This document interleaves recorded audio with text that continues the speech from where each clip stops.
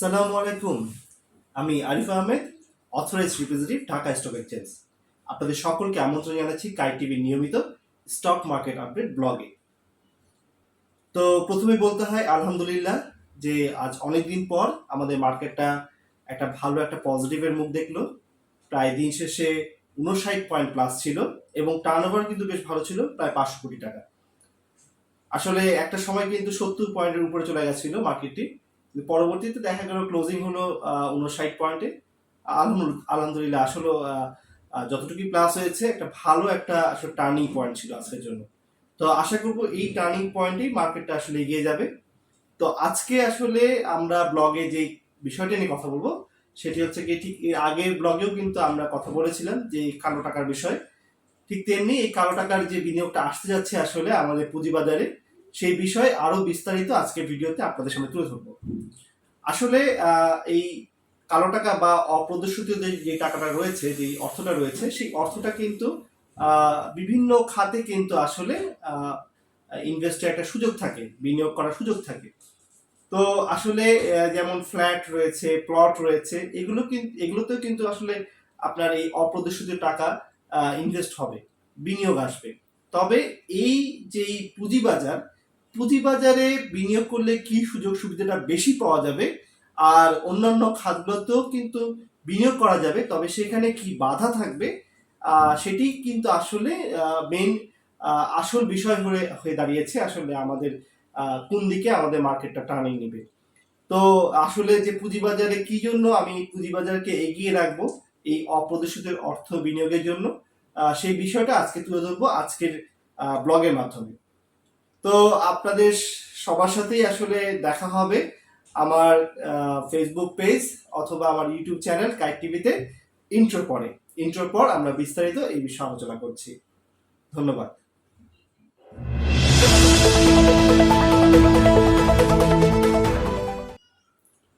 অসংখ্য ধন্যবাদ আমার ইউটিউব চ্যানেল অথবা আমার ফেসবুক কাইট টিভিতে আসার জন্য। তো একেবারে প্রথম আপনাদেরকে বিশেষভাবে অনুরোধ করব, যারা আমার এই ফেসবুক পেজ অথবা ইউটিউব চ্যানেলে এসছেন, যদি ফেসবুক পেজ থেকে দেখতে থাকেন তবে অবশ্যই পেজটিকে ফলো দিয়ে রাখবেন, আর যদি আপনি ইউটিউব চ্যানেল দেখেন তবে অবশ্যই চ্যানেলটিকে সাবস্ক্রাইব করে রাখবেন যদি আপনি প্রথম হয়ে থাকেন। তো আসলে যে বিষয়টা নিয়ে আমরা ইন্ট্রোতে বলছিলাম যে আসলে কালো টাকা যে বিনিয়োগের সুযোগ আসতে যাচ্ছে আমাদের পুঁজিবাজারে, এবং কেন আসলে পুঁজিবাজারে এই অর্থটা বিনিয়োগের বেশি সম্ভাবনা বেশি রয়েছে, সেই বিষয়ে আজকে আসলে ব্লগে আমরা কথা বলার চেষ্টা করব। তো দেশের পুঁজিবাজারে তারল্য প্রবাহ আরো গতিশীল এবং চাঙা করতে কালো টাকা এবং অপ্রদর্শিত অর্থ শেয়ার বাজারে বিনিয়োগের সুযোগ দেওয়া হচ্ছে। আসন্ন নতুন বাজেটে এই সংক্রান্ত সুযোগ দেওয়া হবে বলে বিশ্বস্ত সূত্রে জানা গেছে শেয়ার বাজারে কালো টাকা বিনিয়োগের সাধারণ ক্ষমাসহ এই সুযোগ দেয়া হবে। এর ফলে অর্থের উৎস সম্পর্কে সরকারের কোনো সংস্থা প্রশ্ন করবে না।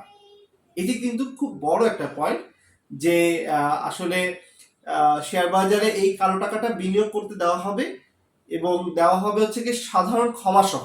মানে অলরেডি সরকার কিন্তু ঘোষণা করে দিয়েছে যারা এখানে আসলে পুঁজিবাজারে যারা বিনিয়োগ করবে তাদেরকে সাধারণ ক্ষমা করা হবে, এবং সাথে সাথে এই অর্থের যে উৎসটা, সেই উৎসটাও কিন্তু সরকারের কোনো সংস্থা জানতে চাইবে না বা প্রশ্ন করবে না। আসলে 2020-21 অর্থ বছরে পুঁজিবাজারে আবাসন, ব্যাংক, আমানত, সঞ্চয়পত্র এবং নগদে টাকা জমা রাখার প্রায় সবগুলো খাতেই বিনিয়োগের মাত্র 10% কর দিয়ে কালো টাকা বৈধ করার সুযোগ দেওয়া হয়, কিন্তু তেমন সাড়া না পাওয়ায় পরে এই সুযোগ বাতিল হয়। এর পরের বছর দেশ থেকে পাচার করা টাকা ফেরত আনার সুযোগ দেওয়া হলেও কেউ সেই সুযোগ আসলে গ্রহণ করেনি। প্রসঙ্গত, বর্তমানে ব্যক্তি করদাতার সর্বোচ্চ কর হার দিতে হয় 25% হারে। এখন কিন্তু একটা বড় ধরনের কর দিতে হয়, ব্যক্তি যারা করদাতা রয়েছেন তাদেরকে 25% হারে কিন্তু কর দিতে হয়, যা আগামী অর্থ বছরে 30% করার পরিকল্পনা করেছে এনবিআর। তার মানে আরো 5% বাড়িয়ে এটাকে 30 করা হচ্ছে। এখন আসলে যদি সরকার এই ঢালাওভাবে কালো টাকা সাদা করার সুযোগ দেয়, তাহলে মাত্র অর্ধেক কর দিয়ে অঘোষিত টাকা সাদা করার সুযোগ পেতে পারে এই অর্থের মালিকরা। তাহলে পরে আমরা দেখতে পাচ্ছি যদি আসলে এই ঢালাওভাবে যদি দেওয়া হয়ে যায় কালো টাকা সাদা করার সুযোগটি, তাহলে কিন্তু এর অর্ধেক কর দিয়ে, অর্থাৎ যে 30% দেওয়ার কথা ছিল তার অর্ধেক হচ্ছে কি 15%, অর্থাৎ এই 15% কর দিয়ে কিন্তু অঘোষিত টাকাটাকে সাদা করার সুযোগ পেতে পারে এই অর্থের যারা মালিক রয়েছেন বর্তমানে, তারা কিন্তু এই সুযোগটা গ্রহণ করতে পারে। 2021-22 অর্থ বছরে 7.5% কর দিয়ে বিদেশ থেকে অঘোষিত অর্থ দেশে আনার সুযোগও দেওয়া হয়েছিল। আসলে এটা কি 2021-22-এর কথা বলছি, তখন কিন্তু এটা একটা ঘোষণা দেওয়া হচ্ছিল যে 7.5% কর দিয়ে বিদেশ থেকে অঘোষিত যেই সব অর্থগুলো রয়েছে তা আনার একটা সুযোগ দেওয়া হয়েছিল। তবে ওই অর্থ বছরের দেশে একজনও সরকারে দেওয়ার এই সুযোগ নেয়নি। খুবই দুঃখজনক যে এরপরেও কিন্তু আমাদের দেশে আসলে কোনো ব্যক্তি কিন্তু এই সুযোগটা নেয়নি। অবশ্য বর্তমানে আয়কর আইনেও শর্ত সাপেক্ষে কালো টাকা সাদা করার সুযোগ রয়েছে, তবে ঢালাওভাবে এই সুযোগ দেওয়া হয়নি। বর্তমান আয়কর আইন অনুযায়ী যে কোনো করদাতা সর্বোচ্চ 25% কর দিয়ে এবং এর সাথে ওই করের 10% জরিমানা দিয়ে কালো টাকা সাদা করার সুযোগ পায়। তবে এর বাইরে প্লট বা ফ্ল্যাট কেনার ক্ষেত্রে এলাকা ভেদে নির্দিষ্ট আয়তনের উপর ভিত্তি করে নির্ধারণ কর পরিশোধ করেও কালো টাকা সাদা করার সুযোগ রয়েছে। তবে এই ক্ষেত্রে সরকারের সংশ্লিষ্ট যে কোনো সংস্থা চাইলে পরবর্তীতে ওই টাকার উৎস সম্পর্কে প্রশ্ন করতে পারবে।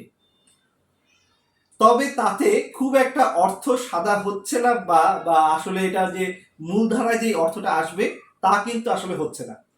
দেখুন, সবচেয়ে মজার বিষয় হচ্ছে গিয়ে প্লটের কথা বলা হচ্ছে যে প্লট, তারপর হচ্ছে গিয়ে আপনার ফ্ল্যাট কেনার বিষয় কিন্তু এই অপ্রদর্শিত অর্থটা দেওয়া যাবে। তবে এখানে কিন্তু একটা মূল বিষয় যেটা পুঁজিবাজারের সাথে পার্থক্য তৈরি করছে এই বিনিয়োগের, যে এখানে কিন্তু উৎসের কর সম্পর্কে, উৎস সম্পর্কে কিন্তু সরকারি যে সব সংস্থা রয়েছে তারা কিন্তু প্রশ্ন তুলতে পারে বা তারা জিজ্ঞাসাবাদ করতে পারে। এই ক্লজটা কিন্তু এখানে রয়েছে। এবং তার সাথে আরেকটা জিনিস সংযুক্ত করে দেখবেন যে এই যে প্লট কেনা হবে, ফ্ল্যাট কেনা হবে, এগুলো কিন্তু এলাকা ভিত্তিতে, মানে কোনো এলাকা পাবে, কোনো এলাকা পাবে না, এবং আয়তনের ভিত্তিতে কোনো আয়তন পাবে, কোনো আয়তন পাবে না। হয়তো বড় আয়তন দিবে, ছোট আয়তন দিবে না, বা ছোট আয়তন দিবে, বড় আয়তন দিবে না। এখানে অনেক রকম কনফিউশন রয়েছে। কিন্তু আমাদের যে পুঁজিবাজারে যে বিনিয়োগটা আসবে সেখানে কিন্তু একেবারে স্পষ্টভাবে বলা হচ্ছে যে কোনো রকম উৎস সম্পর্কে কোনো কিন্তু প্রশ্ন তোলা হবে না সরকারের কোনো রকম সংস্থা থেকে।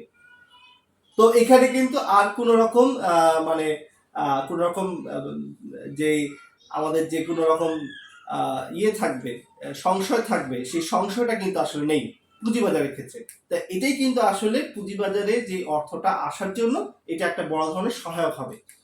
অবশ্য অর্থনৈতিক অঞ্চল বা হাইটেক পার্কে মাত্র 10% কর দিয়ে অপ্রদর্শিত অর্থ বিনিয়োগের সুযোগ এখনো রয়েছে। এটা কিন্তু আগেও ছিল, এখনো রয়েছে। আসলে ওই হাইটেক পার্কে তো আসলে মানে আমাদের এইসব বিনিয়োগকারীরা, এটা আরো বড় ধরনের বিনিয়োগকারীরা আসলে এখানে ইনভেস্ট করে থাকেন। এই বিনিয়োগকে উৎসাহিত করা হচ্ছে অনেক আগে থেকে, এবং এবারও করা হবে, এটা মোটামুটি নিশ্চিত।